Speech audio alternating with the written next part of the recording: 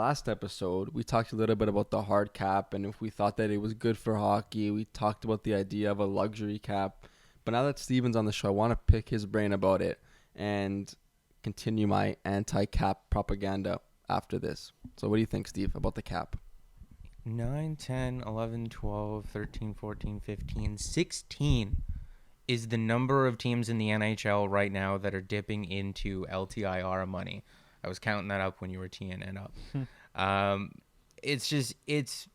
mean, half the league is operating above the salary cap right now anyway. Yep. It seems like a no-brainer to institute some sort of a luxury tax. Teams are going to do it anyway. I mean, you're seeing the Vegas Golden Knights. Mark Stone is legitimately injured, but they're not going to not take advantage of that. Jake Muzzin is legitimately injured, but the Leafs are not going to not take advantage of that. And it's just like a sport like hockey where players are celebrated for persevering and pulling through injuries. There's just not really a point anymore. Why slug it out like that? Have the surgery, sit out for the regular season, you come back in the playoffs ready like Kucherov did, and just absolutely lit the world on fire in game 1 in that series against the Panthers. So it's like, good players are going to be able to do that. I mean, you worry about guys coming in cold, but good players are going to be able to just come in and just be good. Yeah, no, I agree. And just to play devil's advocate a little bit here, there's two reasons I think that the hard cap is good for hockey. Number one, it just speaks to the tradition of the NHL that they've just always spoken and marketed themselves for having parity. I mean, compared to the NBA where we saw Cleveland, Golden State for a million years, and compared to the NFL where teams with Tom Brady are always great. When I look at the NHL, I just don't see the same teams being great for many years. I love the fact that in the NHL, there's like that cyclicality between a team being so good in a small window and then having to rebuild because of that hard cap. I mean, we see super teams just not forming. Like the best teams aren't those with 7 of the best players in the NHL. It's ones that are deep. It's ones where players take discounts, which I mean rarely happens. And it means that small market teams have a chance to win and they have a chance of signing some stars. I mean, whether it's financially beneficial for the NHL and whether it hurts small market teams from the perspective that luxury tax dollars aren't redistributed to smaller market teams, I just love the fact that we don't see the same teams being great over and over again. I mean, I am a journalism student, so I do have to be a little bit objective, but if I can just be a Leaf fan for a little bit, just forget the small market teams.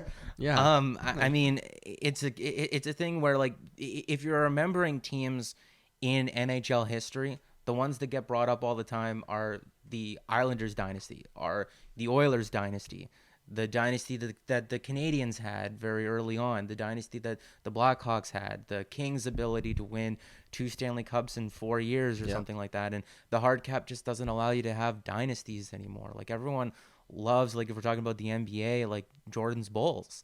It's an environment where that's not possible.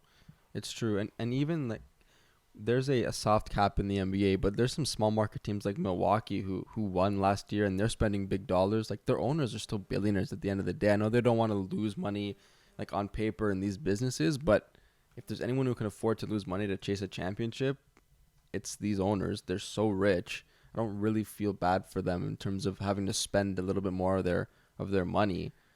But another argument that I didn't bring up last week was that the hard cap punishes teams for drafting well.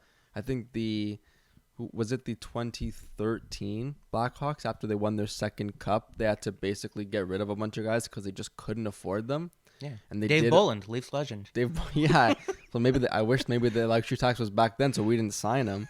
But yeah, luckily they went on to win another cup, but because they had to sign Taves and Kane, they couldn't keep Bufflin, Niemi, Dave Bolland. There were other guys. Brian Campbell, I think, left after that. That's one thing. Luckily, they were able to sort of reinvent themselves. But I don't think it's fair to have a team not be able to keep their guys because you're enforcing this rule on them. So, like a guy like Michael Bunting signs for $950K for 2 seasons in Toronto. He's from Scarborough. He signed that deal because he wants to be in Toronto. I mean, I don't want to talk about contracts and Michael Bunting and what that'll look like afterwards, but we can imagine it being difficult. We can imagine it being tight. It's just like, why penalize the Leafs when he wants to be here and we want him to be here? But if we're talking about like the ultimate small market team, I mean, the Tampa Bay Rays play that money ball Yep. every single season And in they're the MLB, and they're good every year. and they're good. They're good the majority of the years, but they just signed one of the richest contracts in franchise history, $182 million in 11 years for Wander Franco. Yep. And it's just like you said with the Milwaukee Bucks, when a team has a generational star like they do in Giannis, they will pony up and they will pay the dollars because it doesn't take much to put a surrounding cast around them. Like in the case of the NBA, obviously there's less players. It's easier to do that. And on a baseball team, you have 25 guys. It's hard for one guy to just carry the entire team, and in hockey as well. But yeah, I don't think that the hard cap does much for the league. Yeah, as we talk more about like players being paid, I think one of the, in my opinion, the worst things about a hard cap is that it's not very good from a player perspective, especially for salaries. Like I'm not going to sit here and say NHL players don't make a lot of money, but when you compare them to leagues with luxury tax systems and soft caps, they quite frankly get gypped on their salaries because the player now has to start thinking, am I going to get paid and destroy my team because we have no other money to give to other players? Or am I going to take a little bit of a pay cut and try to win?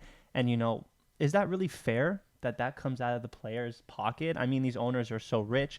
With a soft salary cap system, we would now see players being able to get paid and not have to reduce the amount that they get paid because they want to win. Like, when we look at it, if there was no hard cap, Austin, Connor, McKinnon make what? Probably over $17 million. Like, they're worth that.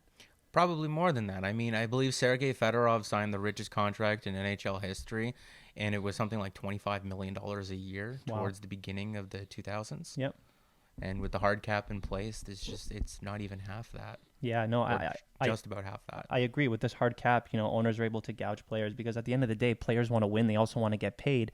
But when players are remembered, they're remembered for the amount of cups that they win. And, when you look at a guy like Braden Point, who had to take way less money because the organization came up to him and said, we have to pay Stamkos, Kucherov, and Hedman. You either take, what did he make, like $6 million, or you walk. I mean, I just don't think that's fair from a player's perspective to have to make that decision. No.